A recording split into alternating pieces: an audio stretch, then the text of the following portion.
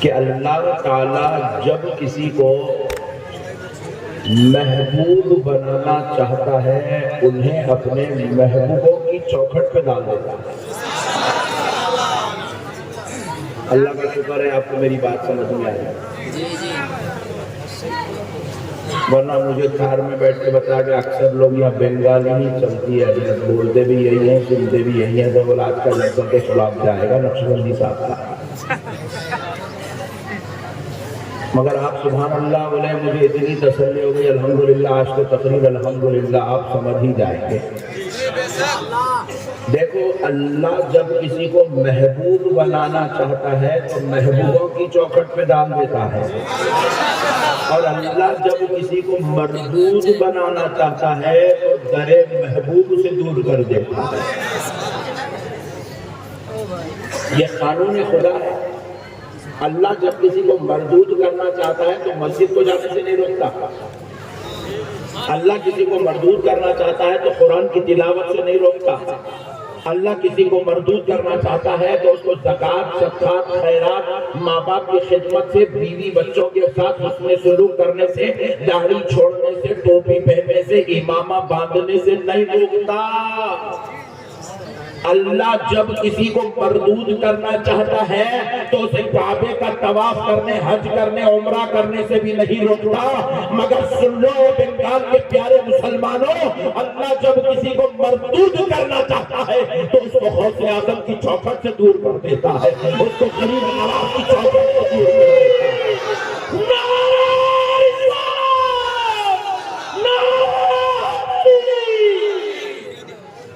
غوث پاک کی چوکھٹ سے دور کر دیتا ہے، غریب نواز کی چوکھٹ سے دور کر دیتا ہے، محبوب الہی کی چوکھٹ سے دور کر دیتا ہے۔ اللہ جب کسی کو مردود کرنا چاہتا ہے تو حضرت دستگیر صاحب قبلہ رحمت اللہ علیہ کی چوکھٹ سے دور کر دیتا ہے، کیونکہ اللہ کا یہ بنایا ہوا نظام ہے۔ دیکھو رسول اللہ کیا فرمائے کہ میری امت میں 73 فرقے ہوں گے، بولے کتنے بولے؟ اس میں سے جنتی کتنے ہیں؟ سبحان اللہ، بہت پڑھے لکھے لوگ ہیں یار۔ اور جہنمی کتنے ہیں؟ ارے سبحان اللہ، آج تقریر تو تم ہی لوگ کر لے رہے، مگر نذرانہ پورا مجھے لے لو۔ تو مسئلے کو سمجھو، 72 فرقے جہنم میں جائیں گے، ایک جنت میں جائے گا۔ سوال یہ ہے کیا وہ 72 نماز نہیں پڑھیں گے؟ ارے وہ ہم سے زیادہ نماز پڑھیں گے، ہم تو نماز پڑھیں گے، پیشانی پہ کھٹا نہیں آئے گا، اس کو تو پورا کالا چھمبا لگ جائے گا۔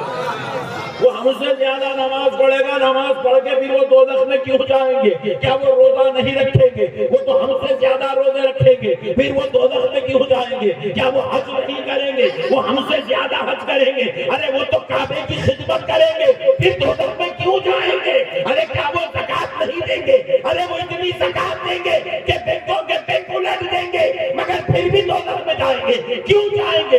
نماز پڑھ کے دوزخ میں جا رہا ہے، روزہ رکھ کے دوزخ میں جا رہا ہے، زکوٰۃ دے کے دوزخ میں جا رہا ہے، حج کر کے دوزخ میں جا رہا ہے۔ وہ وجہ کیا ہے؟ تو جواب ملا، نماز تو پڑھے گا، روزہ زکوٰۃ حج تو کرے گا، مگر اس کا دل عشق مصطفیٰ سے خالی ہو کے رہ جائے گا، مگر اس کے دل میں غوث و خواجہ کی محبت نہیں ہوگی۔ تو رب نے بھی ڈیسائیڈ کر لیا جو میرے محبوبوں کا نہیں ہے وہ میری جنت میں رہنے کے لائق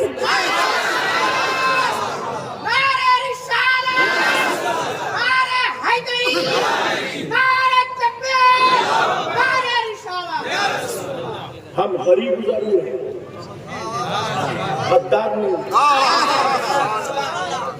ہمارے عمل میں کمی ہو سکتی ہے، خدا کی قسم ہمارے ایمان میں کمی نہیں ہو سکتی ہے۔ ہم جو ہے مدینے سے دور ضرور رہتے ہیں، بنگال کا غریب مسلمان بار بار مدینے کو نہیں جا سکتا ہے، اور بعض تو اتنے غریب ہے کہ زندگی میں ایک بار بھی مدینے کو نہیں جا سکے گا، مگر خدا کی قسم اس کا دل ہمیشہ اس کے مصطفیٰ میں تڑپتا ہوا نظر آئے گا۔ اور یہ عشق مصطفیٰ میں دل کا تڑپنا اس بات کی دلیل ہے کہ رب نے اسے جنتی بنانے کا ارادہ کر لیا۔ اللہ جس کو جنتی بنانا چاہتا ہے ان کو محبوبوں کے قریب کر دیتا۔ سبحان اللہ، ذرا زور سے اور ذرا زور سے مردود کرنا چاہتا ہے تو محبوبوں سے دور کر دیتا. دلیل دے رہا اس کائنات میں ابھی انسان دنیا میں نہیں آیا. حضرت آدم کا جسد اقدس تیار کیا گیا، حضرت آدم کے جسم کو تیار کیا گیا، تخلیق عمل میں آئی. جیسے ہی حضرت آدم کا وجود عمل میں آیا، رب نے حکم دیا کس کو؟ ابلیس کو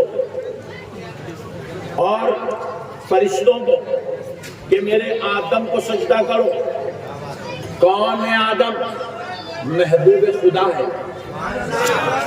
اللہ کے محبوب ہے. کہا میرے پیارے کو سجدہ کرو، میرے محبوب کو سجدہ کرو، میرے اس پیارے کو سجدہ کرو جو دنیا میں جائے گا، جس کے ذریعے سے اب بہت بڑی مخلوق انسان تو ہے دنیا میں آئیں گے، اور اب یہ سارے انسانوں کا باپ بن کر جائے گا، ابو البشر کہلائے گا. اب ذرا اس کو سجدہ کرو. تو ہوا کیا؟ قرآن بیان کر رہا ہے فَسَجَدَ الْمَلَائِكَةُ كُلُّهُمْ أَجْمَعُونَ إِلَّا إِبْلِيسَ. سارے کے سارے فرشتے سجدے میں چلے گئے، فرشتے سجدے میں چلے گئے. حضرت آدم کی تعظیم بجا لائے، حضرت آدم کا احترام کرے، محبوب خدا سے اپنی محبت کا اظہار کرے، محبوب خدا کا ادب کرے، محبوب خدا کی تعظیم کرے. الا ابلیس، سوائے ابلیس کے. ابلیس نے سجدہ بولیے، وہ سجدہ نہیں تھا، حقیقت میں وہ تعظیم تھی. ابلیس نے محبوب خدا کی تعظیم نہیں کی، احترام نہیں کیا، ادب نہیں کیا، محبوب خدا سے اپنے تعلق کو نہیں جوڑا. تو رب ذوالجلال کو جلال آیا. رب ذوالجلال نے دیکھا کہ میرے محبوب کی بے ادبی کر رہا ہے. حالانکہ ابلیس کیا کیا؟ حضرت آدم کے خلاف کوئی تقریر نہیں کیا، حضرت آدم کے خلاف کوئی مورچہ نہیں سنبھالا، حضرت آدم کے خلاف اس نے کوئی جو ہے جلوس نہیں نکالا، حضرت آدم کے خلاف اس نے کوئی جو ہے تحریک نہیں بنائی. مگر ہوا کیا؟ حضرت آدم کو سجدہ نہیں کیا، احترام نہیں کیا، حضرت آدم کی تعظیم نہیں کیا. حالانکہ کون ہے یہ ابلیس؟ یہ وہی ہے جو خدا کو سجدے کر رہا ہے، جو خدا کی عبادت کر رہا ہے، رحمان رحیم غفار ستار کہہ کے رب کو یاد کر رہا ہے. یہ وہی ابلیس ہے جو رب کے لیے اس کی بارگاہ میں جنت کا مکین بنا ہوا ہے. یہ وہی ابلیس ہے جو سب سے بڑا علم والا ہے، اور رب نے اس کو اتنا علم دیا کہ یہ معلم الملائکہ، فرشتوں کا استاد بن گیا ہے، فرشتوں کا ٹیچر ہے، فرشتوں کا لیکچرر ہے، فرشتوں کا پروفیسر ہے، فرشتوں کا معلم ہے، فرشتوں کا عالم ہے.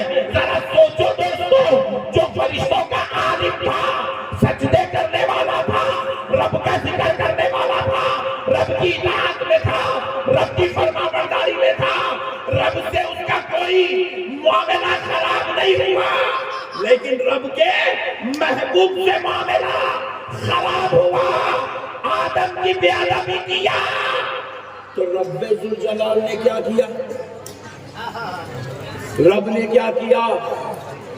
اپنے ساجد کو، محبوب کے غدار کو، اپنا علم رکھنے والے کو اور محبوبوں کے بے ادب کو کیا کیا؟ فَخْرُجْ فَإِنَّكَ رَجِيمٌ وَإِنَّ عَلَيْكَ لَعْنَتِي إِلَىٰ يَوْمِ الدِّينِ. اللہ نے کہا نکل جا ہمارے دربار سے، ہم نے تجھے مردود کر دیا.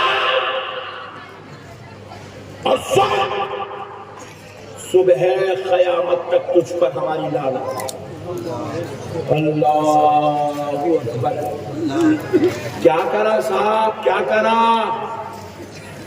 اللہ تبارک و تعالیٰ کی گستاخی نہیں کرا، اللہ کے محبوب کی بے ادبی کرا، اللہ کے سجدوں میں کمی نہیں کرا، اللہ کے محبوب کے تعلق سے جو ہے دل میں خالص رکھا تو ہوا کیا؟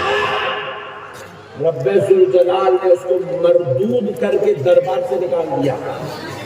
ذرا سوچو دوستو، جو اللہ کے محبوب کی بے جنت میں رہ کے کرا تو جنت میں رہ نہیں سکا،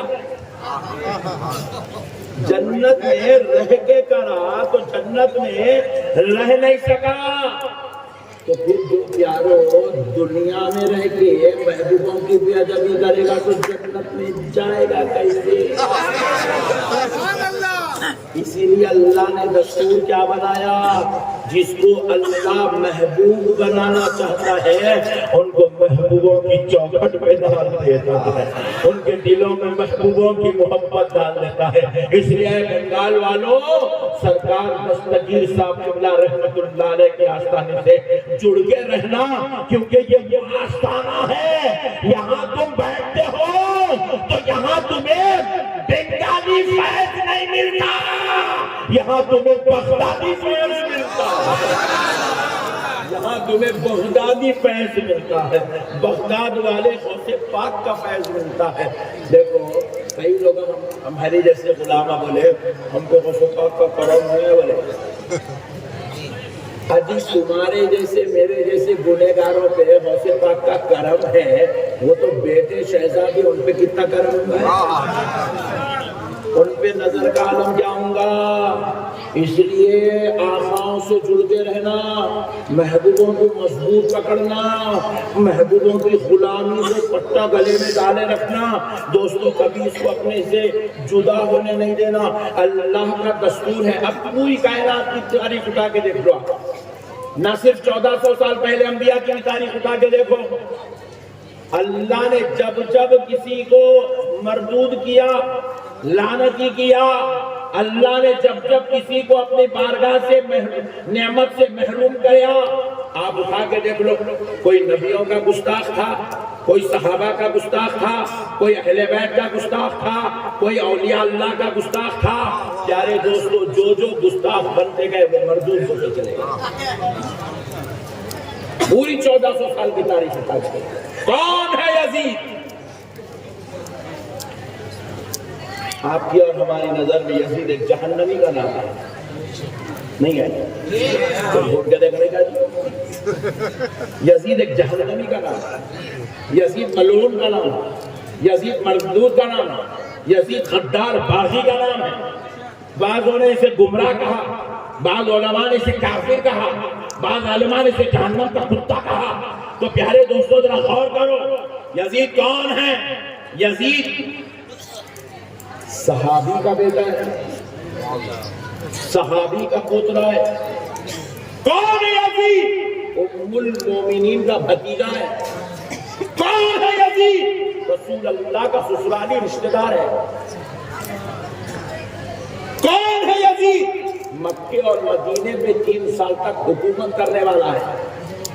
اللہ اکبر، مکے اور مدینے پہ حکومت کیا، اس کی رعایا میں، اس کے دربار میں جب وہ مشورے لیتا تھا تو صحابہ کرام سے مشورے لیتا تھا۔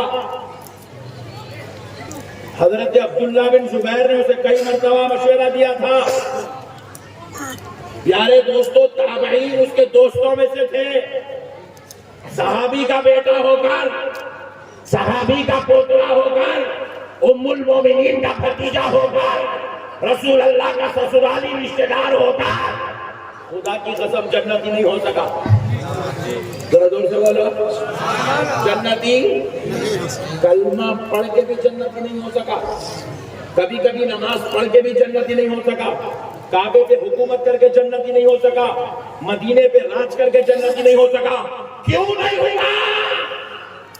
اللہ کی قسم کان کھول کے سن لو، اس لیے نہیں ہوا کیونکہ وہ نبی کی آل پاک کا غدار تھا، وہ آل مصطفیٰ کا باغی تھا، وہ اہل بیت اطہار کا دشمن تھا۔ میرے دوستو، مسئلوں کو سمجھو، وہ صحابی کا بیٹا ہو کر آل نبی کی گستاخی کر کے جنتی نہیں ہو سکا۔ اگر کوئی ہمارے ہزاروں لاکھوں اولیاء اللہ کے بارے میں یہ کہہ رہا ہے وہ درگاہ کو جانا شرک ہے، درگاہ میں گئے تو شرک ہوتا، درگاہ میں بدعت ہوتا، یہ کہہ کر اولیاء اللہ کی اگر کوئی بے ادبیاں گستاخیاں کرتا ہے اور ان کے مراکز کو، ان کی بارگاہوں کو شرک و بدعت کا اڈا سمجھاتا ہے تو سن لو کان کھول کر، ایسے منحوس ظالموں کو بھی جنت میں جگہ نہیں دی جائے گی، ہرگز نہیں دی جائے گی میرے بھائی۔ آج ضرورت ہے اولیاء اللہ سے محبت کریں۔ عجیب کیا ہے اولیاء اللہ کی شان، مختصر وقت میں بتلا دیتا ہوں کیا ہے اولیاء اللہ کی شان۔ اللہ اکبر، سنو، قرآن پاک ہے، ہم لوگ ایک آیت بہت زیادہ کثرت سے تلاوت کرتے ہیں اپنی مجلسوں میں، خصوصاً درگاہوں میں۔ ان اولیاء اللہ لا خوف علیہم ولا هم يحزنون۔ یہ آیت مبارکہ کثرت سے اہل سنت میں پڑھی جاتی ہے، تو ہمارے پاس سننے والوں کو یہ غلط فہمی ہوئی کہ شاید یہی ایک ہی آیت ولیوں کی عظمت پہ اتری۔ اللہ کی قسم ایسا نہیں ہے مسلمانوں، اولیاء اللہ کی عظمت میں ایک آیت نہیں، سینکڑوں آیات قرآن کے اندر ہے، سینکڑوں آیات۔ ارے حد تو یہ ہے اللہ نے اپنے ولی کے نام سے قرآن میں سورہ نازل فرمایا ہے، ولی کے نام سے سورہ ہے۔ قرآن پاک اٹھا کر دیکھیے 21واں پارہ کھولیے، قرآن میں ایک سورت ہے جس کا نام ہے سورہ لقمان۔ سبحان اللہ، کون ہے یہ لقمان؟ فرمایا جاتا ہے جمہور علماء کا اس بات پر اتفاق ہے کہ حضرت لقمان اللہ کے ولی، ولی کے نام کا سورہ قرآن ہے، نہ صرف ولی کے نام کا بلکہ ولیہ کے نام کا سورہ قرآن ہے۔ 16واں پارہ اٹھا کر دیکھو، سورہ مریم۔ کون ہے حضرت مریم؟ پیغمبر کی ماں ہے مگر خود پیغمبر نہیں ہے، کیونکہ کسی عورت کو پیغمبر نہیں بنایا گیا۔ تو کون ہے حضرت مریم؟ اللہ کی ولیہ، نہ صرف ولی کے نام کا سورہ، ولیہ کے نام کا سورہ، بلکہ قرآن پاک اٹھا کے دیکھو ولیوں کی آل کے نام کا سورہ قرآن میں ہے۔ آل محمد تو آپ نے نماز میں پڑھا، آل ابراہیم پر درود آپ نے نماز میں پڑھا، آل محمد آل ابراہیم کا تذکرہ بار بار سنا، مگر آپ قرآن اٹھا کے دیکھو آل ولی اللہ کے نام سے رب نے قرآن میں سورہ اتارا۔ قرآن کی بڑی سورتوں میں سے ایک سورت ہے جس کا نام ہے سورہ آل عمران۔ کون ہے حضرت عمران؟ اللہ کے ولی ہے، ولی کی آل کے نام سے سورہ رب ذوالجلال میں قرآن پاک میں نازل کی۔ نہ صرف اتنا بلکہ آپ 15واں پارہ دیکھو، اللہ نے ایک اور سورت نازل فرمائی ہے، اس سورے کا نام ہے سورہ کہف۔ کیا ہے ذرا بولو؟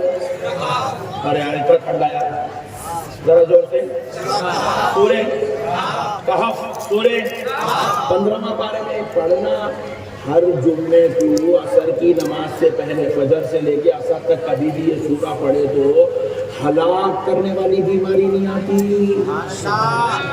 ہمارا کو قرآن کو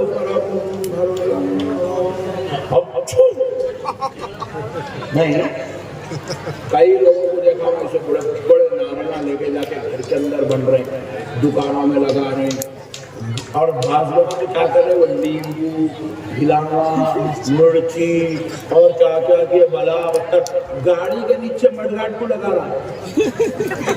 ہم سے کئی کو لگا رہا ہے، ایکسیڈنٹ نہیں ہوتا کرتے ہیں۔ ہمیں حوالے وہ مرچی کھائے تو منہ کا ایکسیڈنٹ ہوتا، تیری کان کا کیسا بچتا ہے؟ عجیب و غریب دیوانے فلسفے آ گئے ہیں، غیروں کے طریقے لے لیے، مرچیں لے کے تو اوپر پہ بیٹھے ہوئے گاڑی کے نیچے، اتنا کیا کرا یا بمپر کو لال کالا بنا، ادھر کالا بنا، پیچھے تھوڑا لال، پیچھے کالا، مطلب یہ کہیں کو بنا رہے، اس کتا گئے، حفاظت کا تاغا ہے. ابے حول ہے, تو اتنا بڑا آدمی ہو کہ حفاظت نہیں کر سک رہا, وہ تاغا کہاں سے حفاظت کرتا رہے. میرے پیارے دوستو, عجیب و غریب مسائل ہمارے درمیان میں آ گئے ہیں. یاد رکھو پیارے دوستو, پیارے مصطفیٰ جان رحمت نے ہمیں حفاظت کا طریقہ بتلایا ہے کہ حادثات سے بچنے کا طریقہ کیا ہے, بیماریوں سے بچنے کا طریقہ کیا ہے, وباؤں سے بچنے کا طریقہ کیا ہے, بلاؤں سے بچنے کا طریقہ کیا ہے. اب میں 1 گھنٹے میں یہ ساری چیزیں تو نہیں بتا سکتا, مگر اس سے اگر سیکھنا ہو, آؤ اپنے پیروں کی صحبت میں بیٹھو, تمہیں یہ سارے طریقے نصیب ہو جائیں. آؤ پیروں کی صحبت میں بیٹھو, آؤ نیک لوگوں کی صحبت میں بیٹھو, یہ سارے طریقے تمہیں سیکھنے کو مل جائیں گے. تو الغرض پیارے دوستو, ہوا کیا, سورہ کہف اللہ نے نازل کیا. کہف کا معنی کیا ہے؟ غار. پتھروں کے بیچ میں جو بنی ہوتی ہے غار, زمین کے اندر جو بنی ہوتی ہے وہ غار کا ذکر ہے. اس کے نام سے اللہ نے قرآن میں سورت اتاری. ہم پریشان ہو گئے, اے اللہ مولا, سورہ محمد بولے تو بات سمجھ نہیں, تیرا محبوب ہے اس کے نام سے سورہ اتار رہا ہے. سورہ ابراہیم بولے تو بات سمجھ نہیں, تیرا خلیل ہے اس کے نام سے سورہ اتار رہا ہے. سورہ مریم بولے تو بات سمجھ نہیں, اللہ تیری قدرت کا چلوا بن کر دنیا میں ظاہر ہوئی, ان کے نام سے سورہ اتار رہا ہے, بات سمجھ میں آئی. لیکن اے اللہ, یہ کہف غار کے نام سے سورہ, تو بارگاہ الہی سے جواب آیا, بندے خالی سورے کے نام پہ کیوں پریشان ہے, تلاوت کر کے تو دیکھ لے, مسئلہ حل ہو جائے گا. جب بندوں نے تلاوت کرنا شروع کیا تو کیا پتا چلا, وہ سورہ کہف کوئی اور نہیں, اس لیے اس کا نام کہف رکھا گیا, کیونکہ اصحاب کہف یہ کچھ اولیاء تھے جو بادشاہ کے ظلم سے بچنے کے لیے اس غار میں آ کر اللہ کی پناہ لیے ہوئے تھے. تو اللہ کے حکم سے اللہ نے ان کو 309 سال تک اس غار میں سلا دیا. وہ سو گئے تو وہ غار اللہ کو اتنی پسند آئی, کیونکہ اس میں اس کے ولی, اس کے محبوب آرام کر رہے ہیں, اتنی پسند آئی کہ اللہ نے اس غار کے نام سے سورت نازل فرمائی. کہا میرے بندو, مجھے ولی تو ولی, محبوب تو محبوب, محبوبوں کے آرام کرنے کی جگہ بھی مجھے پسند ہے. اب ایک مسئلہ سن لو قرآن کے حوالے سے. کیا ہے کہف؟ وہ غار جہاں اللہ کے ولی آرام کرے, اللہ کے پیارے نیک برگزیدہ بندے جہاں آرام کرے, اس غار کا نام, اس جگہ کا نام ہے کہف. سبحان اللہ, ذرا دور سے. کتنے سال سوئے؟ 309 سال. اس کے بعد وہاں سے اٹھے, نیند سے بیدار ہوئے, چلے گئے. غار تو خالی ہو گئی, وہاں تو ان کا مزار نہیں ہے.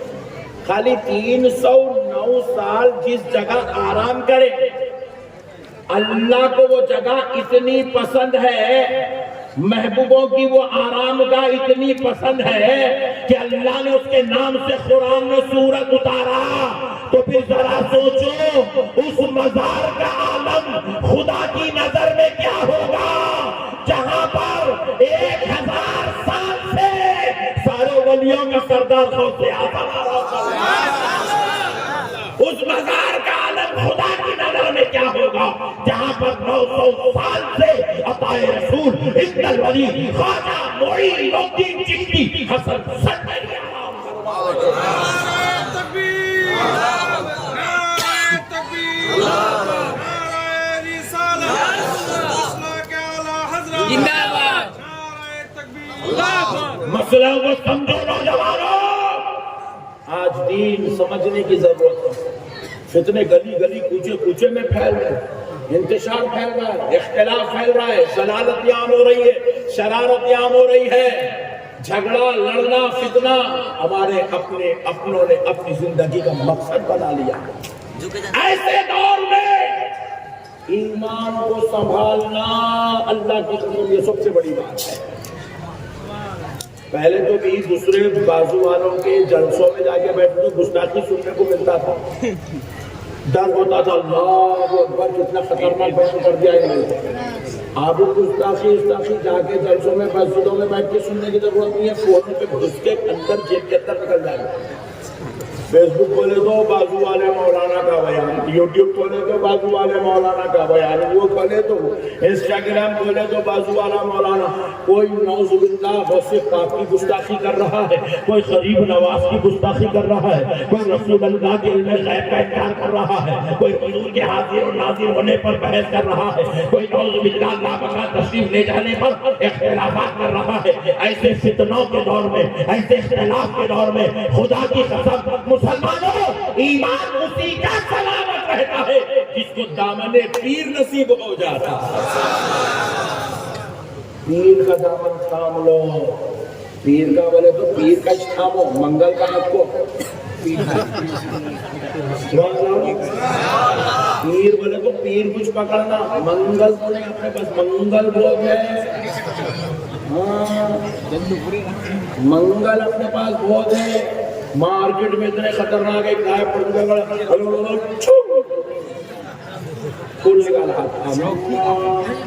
فیس بک پہ وائرل ہو رہی، ولی مل گیا، ولی مل گیا، پھول نکالا۔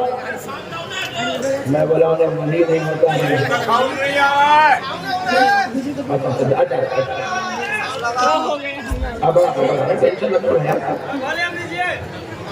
تو سنو، میں بولا انہیں ولی نہیں ہوتا، جادوگر ہے، جادوگر۔ پھولا نکالنا، یہ نکالنا، اس سے ولی کا کوئی تعلق زور سے بولے۔ ولی کہتے جس کو ہیں جس کو چہرہ دیکھو تو خدا یاد آ جائے۔ ولی کس کو کہتے ہیں جو شریعت کا پابند ہوتا ہے۔ ولی کس کو کہتے ہیں؟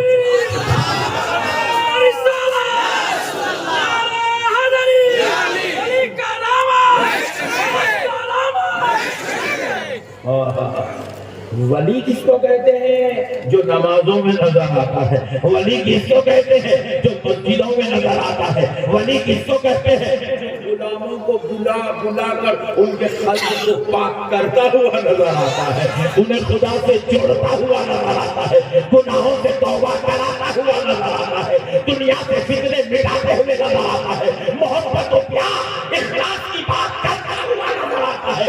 ولی کون ہوتا ہے؟ سنو دوستو، جس کے دل میں غوث اعظم کی محبت ہوتی ہے، جس کا تعلق غوث پاک سے بڑا مضبوط ہوتا ہے۔ سبحان اللہ۔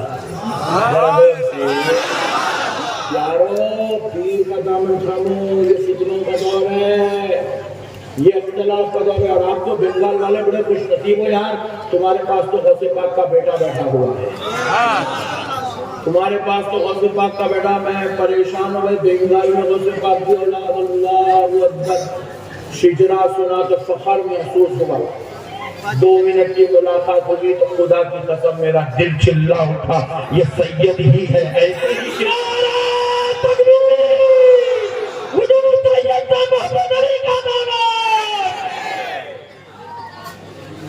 سیدوں کی کوالٹی بالکل الگ ہے، سیدوں کی کوالٹی بالکل الگ نہیں۔ یہ اس کا ساؤنڈ بڑا تھا بیٹا، ہاں اچھا، سیدوں کی کوالٹی بالکل الگ نہیں۔ پورے باغ میں گئے تو گلاب کا پھول کیسا پہچانے جاتا؟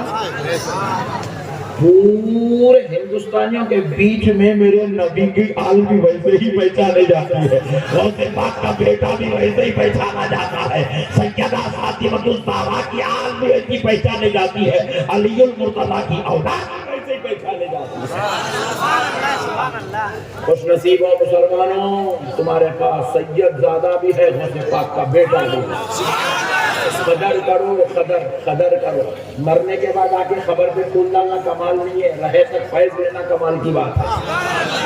ہمارے سنیوں میں کہا تھا مرے بعد جلوس میں، جنازے میں لاکھوں کی تعداد میں آتے، رہے تک 10 آدمی بھی نہیں آتے۔ یہ ہماری سنیت حال ہے۔ اب سنو، ایک بڑا مسئلہ عرض کر رہا ہوں۔ اصحاب کہف کتنے سال رہے قبر میں؟ 309 سال، اٹھے اور چلے گئے۔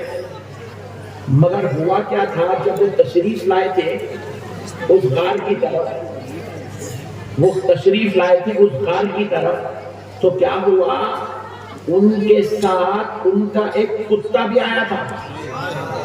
ذرا زور سے، کون آیا تھا؟ کتا. ذرا زور سے بولو نا جی، کتا. ذرا زور سے بولو، کتا آیا تھا، کتا. اور آیا تو کیا کرا، اللہ کے محبوب غار میں بیٹھے ہیں، غار کے باہر بیٹھا، اور اس کے غار کے پاس بیٹھنا اللہ کو اتنا پسند آیا، وہ کیسے انداز میں بیٹھا، اس کے بیٹھنے کا ذکر اللہ قرآن میں بیان کرتا ہے. قلبهم باسط ذراعيه بالوصيد. بازی والے کیا بولے، ہم وہ سے پاک کا ذکر نہیں کرتے، 11ویں نہیں کرتے، وہی نماز کا عرس نہیں کرتے، چھٹی نہیں کرتے، غریب نواز کا تذکرہ شرک ہے. اللہ کو معلوم ہے اللہ اتنے ڈینجر، اتنے خطرناک پیدا ہونے والے ہیں ان کے. اسی لیے اللہ تعالیٰ کیا کرے، بولے میرے غوث کا ذکر نہیں کرتا، میرے غریب نواز کا ذکر نہیں کرتا، میرے امام اعظم ابو حنیفہ کا ذکر نہیں کرتا. بولے اچھا اتنا میرے ابو بکر شبلی جنید بغدادی کا ذکر نہیں کرتا، میرے بندہ نواز محبوب الہی کا ذکر نہیں کرتا. بولے ذرا، بلکہ اللہ بازو والے کو بلائے کعبے میں، کعبے کے سامنے کھڑا کر دیے. بولے پڑھا نماز، پڑھا رہے. اس کو شوق اٹھا سورہ کہف پڑھنے کا، پڑھتے پڑھتے پڑھ رہا ہے، کعبہ سامنے ہے، نماز پڑھ رہا ہے. قلبهم باسط ذراعيه بالوصيد.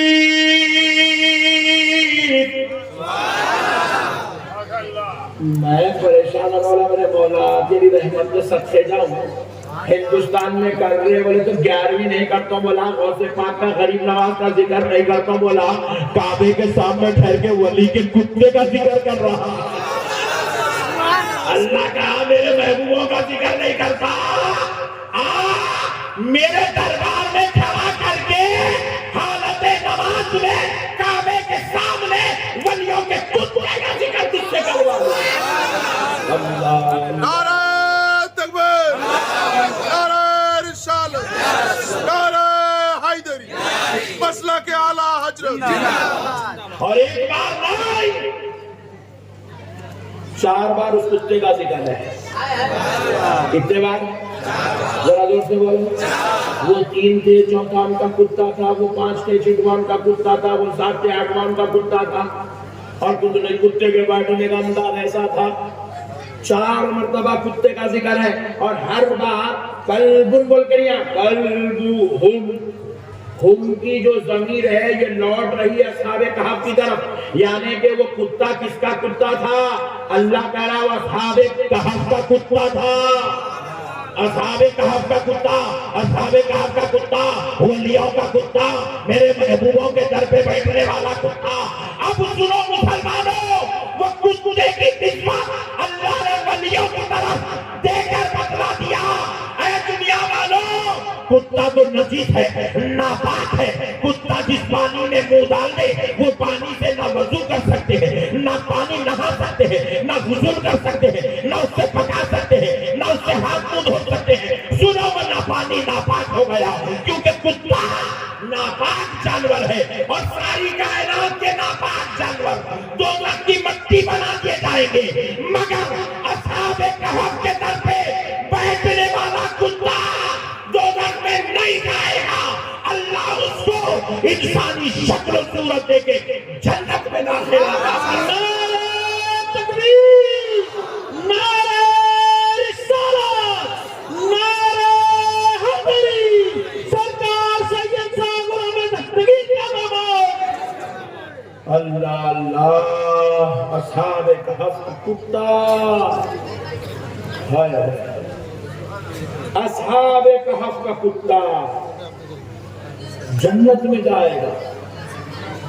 تو سنو بنگال والوں، ولیوں کے در پہ ان کی محبت میں بیٹھنے والے کتے کو اللہ دوزخ میں جانے نہیں دے رہا. جو کبھی غریب نواز کے در پہ ایمان کی حالت میں بیٹھتا ہے، جو کبھی بندہ نواز کے در پہ بیٹھتا ہے، جو کبھی محبوب الہی کے در پہ بیٹھتا ہے، جو کبھی سرکار دستگیر صاحب قبلہ کے دربار میں بیٹھتا ہے، اور جو کبھی سارے سردار ولیوں کے سردار غوث اعظم کے دربار میں بیٹھتا ہے، تو سنو مسلمانوں، ایسے محبوبوں کے دربار میں جو انسان ہو کر ایمان کی حالت میں بیٹھے، اللہ اس کو دوزخ میں کیسے ڈال دے گا؟ اسی لیے اللہ جب جس کو جنتی بنانا چاہتا ہے، اپنا محبوب بنانا چاہتا ہے، ان کو محبوبوں کی چوکھٹ میں ڈال دیتا ہے۔ محبت کرو اللہ والوں سے، پیار کرو اللہ والوں سے، تعلق مضبوط رکھو اللہ والوں سے۔